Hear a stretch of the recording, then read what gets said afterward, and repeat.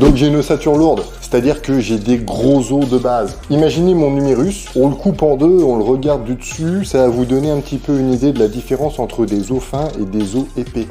Des os fins, des os épais. Les différences que vous pouvez voir entre les deux, je grossis le trait, hein, évidemment, c'est un peu plus complexe que ça, mais imaginez que votre os, c'est un petit peu un nid d'abeille qui est à l'intérieur, mais déjà, il y a votre paroi, donc quand vous avez les os fins, votre paroi est déjà beaucoup plus fine qu'une personne qui, généralement, sera de grande taille et va se retrouver avec une paroi beaucoup plus épaisse. Donc déjà, il y a beaucoup plus de matière osseuse, ce qui fait qu'automatiquement, votre poids de base est beaucoup plus lourd à taille égale avec une personne qui a une ossature fine. Ensuite, au niveau du nid d'abeille, vous pouvez très bien vous retrouver avec en fait des alvéoles en fait qui sont beaucoup plus étroites que ceux qui ont des os fins. Encore une fois, qu'est-ce que ça va faire?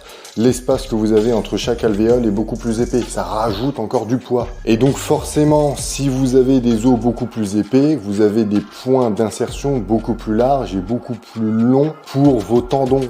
Donc vous vous retrouvez en fait avec des tendons beaucoup plus épais. Plus vos tendons vont être épais parce qu'ils ont une place pour se loger qui est beaucoup plus grande, bah ça va automatiquement induire des muscles plus épais derrière. Enfin automatiquement de manière générale. Hein. Je généralise, hein. Faut bien comprendre.